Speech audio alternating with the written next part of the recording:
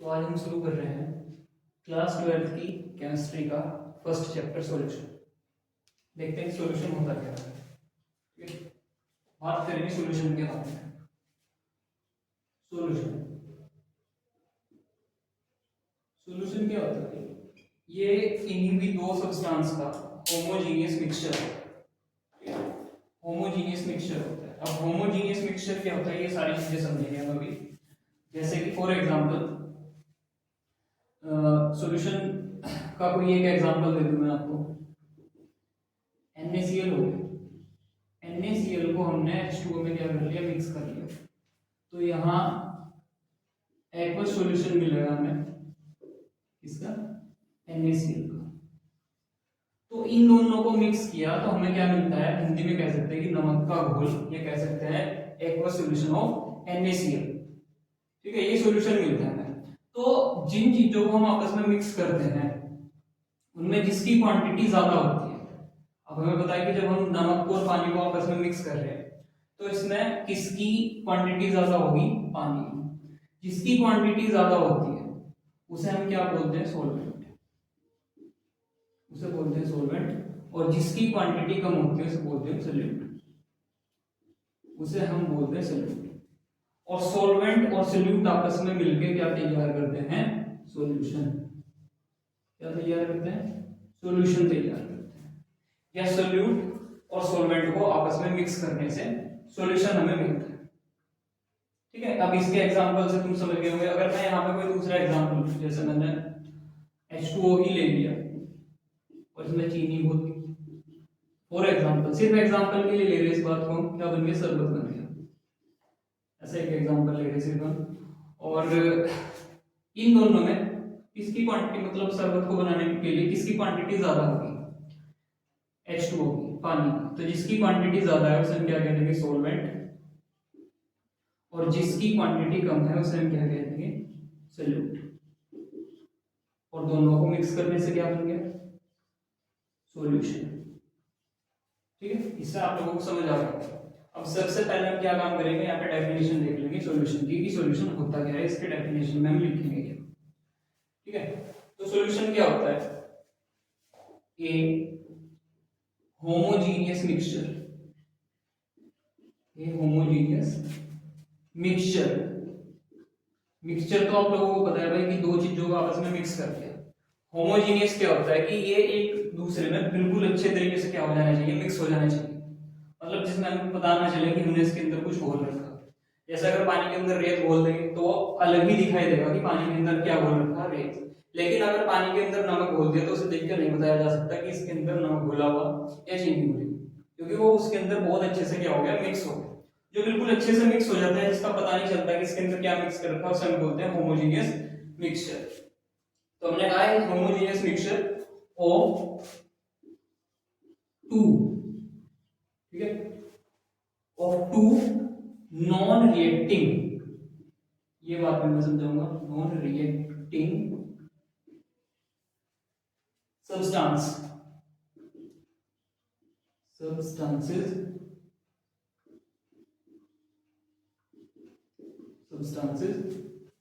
is called a solution, is called a solution। तो हमने क्या कहा इसके अंदर, हमने कहा कि एक homogeneous mixture of two non reacting substances is called a solution. कि दो नॉन रिएक्टिंग, हमारे पास दो नॉन रिएक्टिंग सब्सटेंसेस हैं और उनके होमोजेनियस मिक्सचर को हम क्या बोलते हैं, सॉल्यूशन बोलते हैं। होमोजेनियस मिक्सचर मतलब बहुत अच्छे से मिक्स हो गया, पता नहीं चल पा रहा है कि किसके अंदर हमने क्या करा। मतलब पानी का तो पता होगा कि पानी के अंदर हमने कुछ मिक्स कर रखा, पर अच्छे से मतलब वो उसके कण उसके अंदर या पार्टिकल उसके अंदर दिखाई ना दे। जैसे हमने चीनी घोल दी किसी के अंदर, मतलब पानी के अंदर, तो उसमें चीनी के पार्टिकल दिखाई नहीं देंगे। लेकिन अगर हमने पानी के अंदर रेत घोल दिया तो रेत के पार्टिकल्स हमें क्या दिखाई देंगे, अलग दिखाई देंगे, वो होमोजेनियस मिक्सचर नहीं। अब नॉन रिएक्टिंग का मतलब क्या है, नॉन रिएक्टिंग का मतलब है कि आपस में रिएक्शन नहीं करेंगे। रिएक्शन का मतलब तो क्या होगा कि आपस में रिएक्शन की और कोई दूसरा नया सब्सटेंस उन्होंने तैयार कर दिया। ये सब्सटेंस तैयार नहीं करने के कोई नहीं, यहाँ पे तो सिर्फ इन्हें क्या किया जा रहा है, मिक्स किया जा रहा है। तो यहाँ आपस में क्या रहेंगे, नॉन रिएक्टिंग रहेंगे, इसका मतलब ये है। ठीक है, अब कुछ नोट पॉइंट्स हैं। नोट पॉइंट क्या है कि किसी भी सॉल्यूशन के, कोई भी जो सॉल्यूशन होता है उसके कंपोनेंट क्या होते हैं। कंपोनेंट का मतलब क्या होता है कि कोई चीज किस चीज से मिलकर बनी हुई। फॉर एग्जांपल अभी अगर हम बात करें, मैंने अभी एग्जांपल दिया था यहाँ पे कि मैंने शरबत बनाया और इसमें हमने क्या लिया, H2O, सॉरी शरबत को बनाने के लिए हमने क्या लिया, H2O, और उसमें हमने क्या घोल दिया, चीनी घोल दी। तो अगर मैं पूछ लूं कि बताओ जो शरबत है उसके कंपोनेंट क्या है। कंपोनेंट मतलब कोई चीज जिन चीजों से मिलकर बनी होती है हम उसे उसके क्या बोलते हैं, कंपोनेंट। शरबत किस किस चीज से मिलकर बना हुआ है, यहाँ पे H2O से और चीनी से, तो ये इसके कंपोनेंट होते हैं। ऐसे ही अगर मैं सॉल्यूशन की बात करूं तो सॉल्यूशन के क्या कंपोनेंट होते हैं भाई, हमें पता है कि सॉल्यूशन सोल्यूट और प्लस सोलवेंट, इन दोनों से मिलकर बना होता है। तो इसीलिए सॉल्यूशन के दो कंपोनेंट होते हैं, एक तो सोल्यूट और एक सोलवेंट। ठीक है, किसी भी सॉल्यूशन के दो कंपोनेंट होते हैं, एक तो सोल्यूट और एक सोलवेंट। ठीक है, अब हम सोल्यूट की बात करेंगे। यहाँ पर दूसरी हमारी हेडिंग होगी नंबर 2, वो होगी हमारी सोल्यूट। सोल्यूट क्या होता है, मैंने अभी तुम्हें बताया था, मैंने कि सॉल्यूशन में जिसकी क्वांटिटी ज्यादा होती है वो होता है सॉल्वेंट, और जिसकी क्वांटिटी कम होती है वो होता है solute.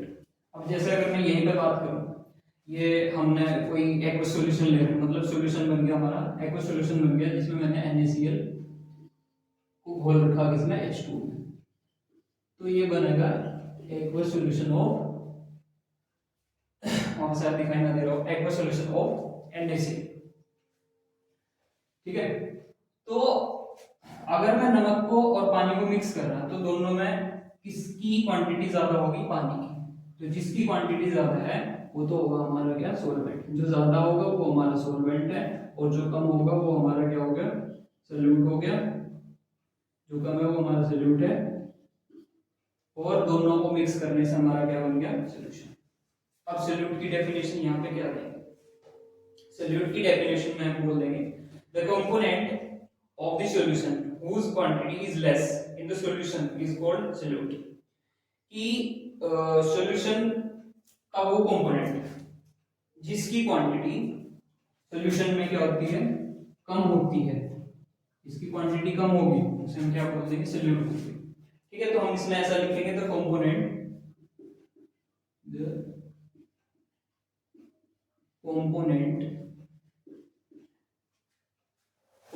of the solution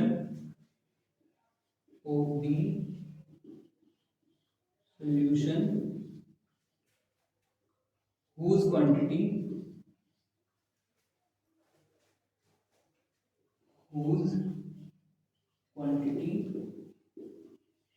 is less। इसकी क्वांटिटी क्या होती है भाई, लेस होती है, कम होती है, whose quantity is less in the solution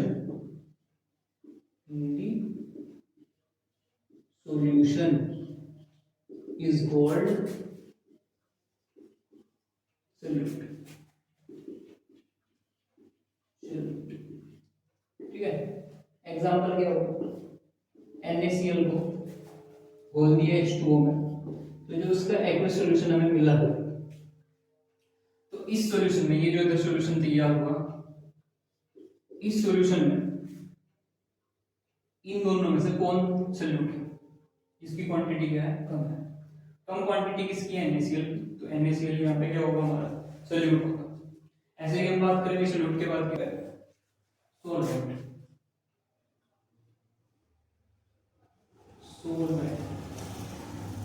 अब देखते हैं कि सोलवेंट क्या होता है।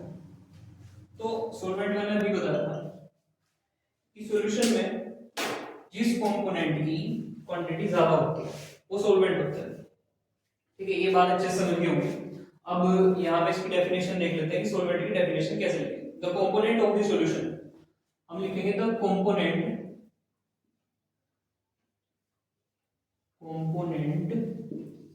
ऑफ द सॉल्यूशन, कि सॉल्यूशन का वो कंपोनेंट तुम समझ गए कि जिससे कोई चीज मिलके बनी हुई।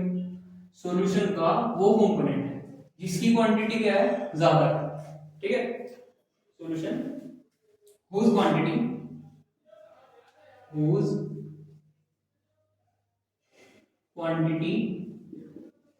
is, बताओ क्या होगी, लेस तो होगी, क्या होगी, more, is more in the solution, in the solution,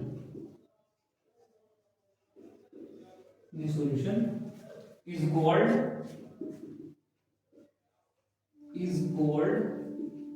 solvent। ठीक है, तो हमने इसमें क्या कहा है, the component of the solution, की सॉल्यूशन का वो कंपोनेंट whose क्वांटिटी, जिसकी क्वांटिटी इज मोर, ज्यादा होती है, इन द सॉल्यूशन, सॉल्यूशन में, इज कॉल्ड सॉल्वेंट, उसे हम क्या कहते हैं, सॉल्वेंट कहते हैं। अच्छा एक चीज और देख लेंगे यहाँ पे, मैं यहाँ पे नोट में बता देगा, एक चीज और बता देगा मैं यहाँ, हमें पता है कि जो सॉल्यूशन है ना, जो सॉल्यूशन है वो किस किस से मिलकर बना हुआ, सोल्यूट और सॉल्वेंट्स।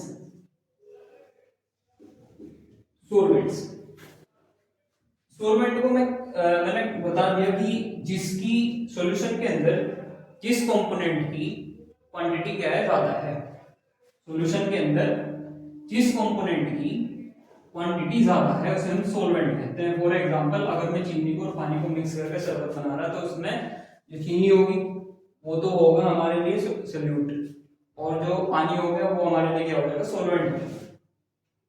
और सॉल्वेंट जो होता है, सॉल्वेंट हमेशा किसी भी सॉल्यूशन के अंदर जो सॉल्वेंट होता है वो एक होता है, लेकिन जो सोल्यूट होता है वो एक से ज्यादा हो सकते हैं। फॉर एग्जांपल कि अब तक तो मैं बात कर रहा कि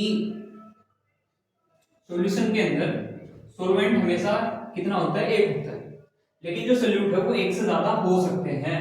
कैसे, जैसे अगर मैं पानी के अंदर अभी सिर्फ और सिर्फ किसे घोलने की बात कर रहा था, चीनी, लेकिन चीनी के अलावा क्या बोल सकते हैं, इसमें नमक भी तो डाल सकते हैं ना, और साथ साथ क्या डाल सकते हैं, नींबू भी डाल सकते हैं। यानी कि जो सोल्यूट है वो एक से ज्यादा किसी भी सॉल्यूशन के अंदर सोल्यूट एक से ज्यादा हो सकते हैं, लेकिन जो सॉल्वेंट होता है वो सिर्फ और सिर्फ कितने होते हैं, एक होता है। किसी भी सॉल्यूशन के अंदर सॉल्वेंट सिर्फ और सिर्फ एक होता है, लेकिन सोल्यूट एक से ज्यादा हो सकते हैं।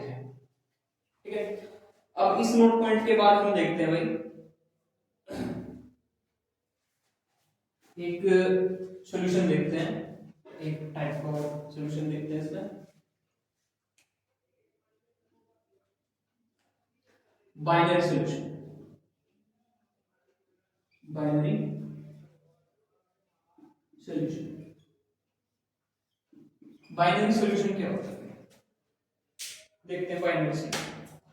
अगर किसी सॉल्यूशन के अंदर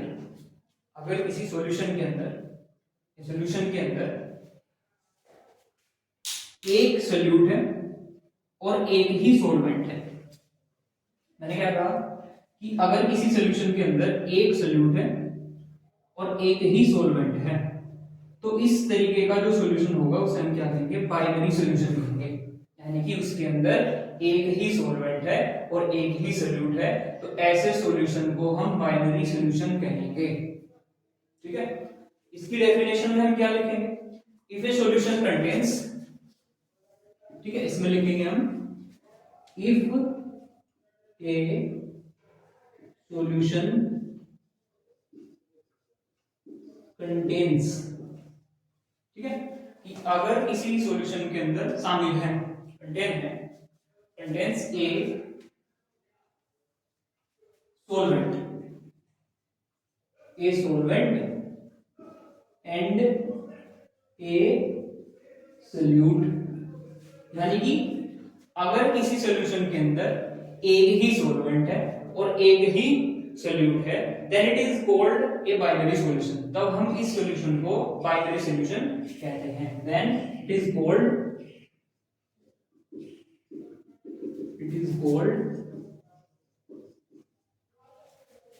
बाइनरी सॉल्यूशन। तो ऐसे सॉल्यूशन को हम क्या कह देंगे, बाइनरी सॉल्यूशन कहेंगे। ठीक है, ऐसे सॉल्यूशन को हम बोल देंगे बाइनरी सॉल्यूशन। ठीक है, अब नेक्स्ट सॉल्यूशन देखते हैं।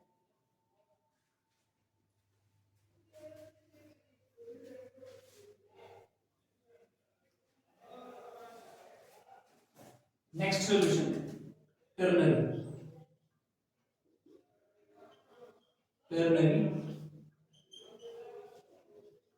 सॉल्यूशन। ठीक है, टर्नरी सॉल्यूशन। अब टर्नरी सॉल्यूशन क्या होता है?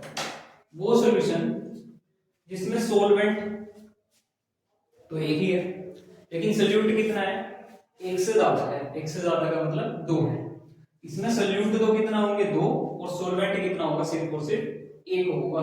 तो उसे हम क्या बोल देंगे? टर्नरी सॉल्यूशन बोल देंगे। इसके अंदर हम लिखेंगे if a solution, if A solution contains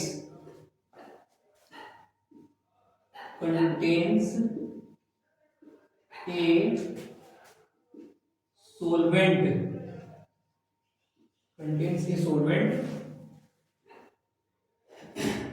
and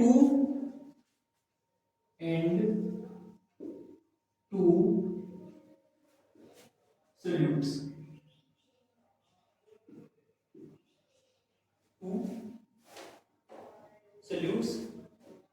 then it is called ternary solution।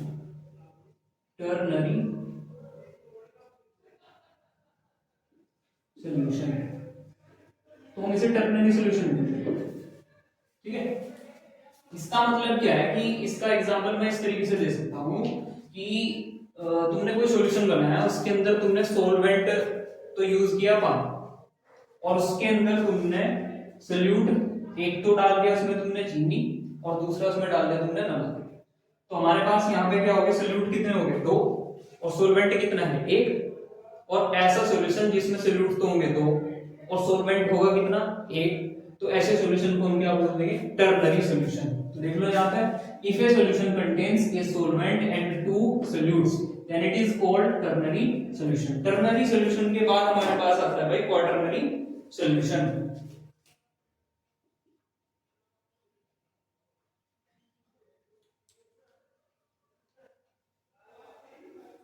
Quaternary solution. अब क्वाटरनरी सॉल्यूशन में क्या है? अब ये थोड़ा थोड़ा आपके माइंड में खुद आना शुरू हो गया कि सोलवेंट तो एक ही रहेगा, लेकिन जो सोल्यूट होंगे वो कितने होंगे? वो तीन होंगे। कि सोलवेंट एक ही रहेगा लेकिन सोल्यूट कितने हो जाएंगे? तीन हो जाएंगे यहाँ पर। तो ऐसे सॉल्यूशन को हम क्या बोल देंगे? क्वाटरनरी सॉल्यूशन कह देंगे। ठीक है, तो इसकी डेफिनेशन में हम लिखेंगे if a solution contains one solvent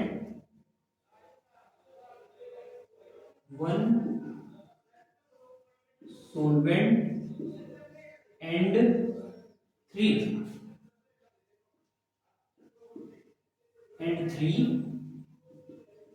solutes, then it is called quaternary solution। Quaternary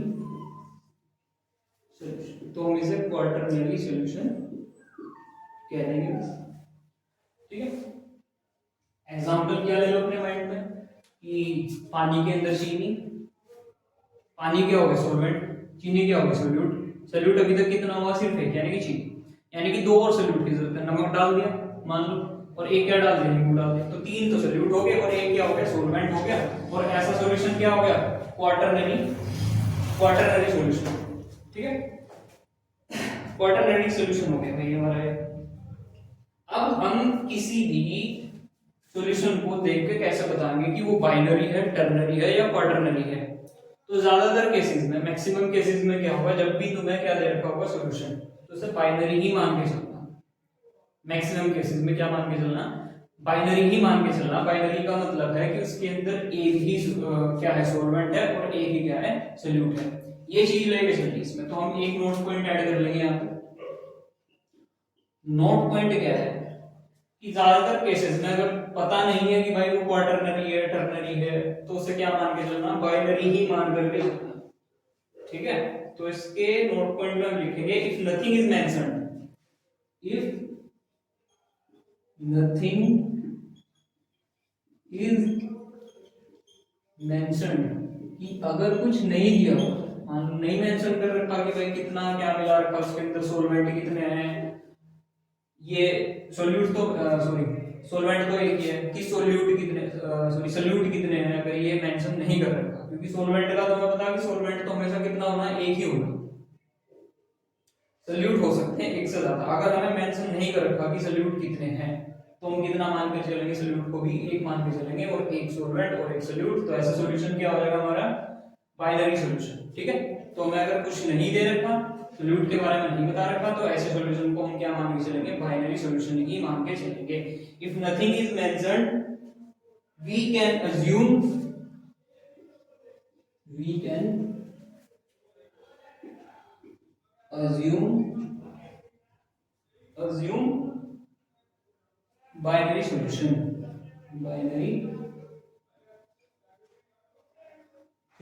तो उसे बाइनरी सॉल्यूशन ही मान करके हमें चलना है। ठीक है, ये बात है बस इसमें।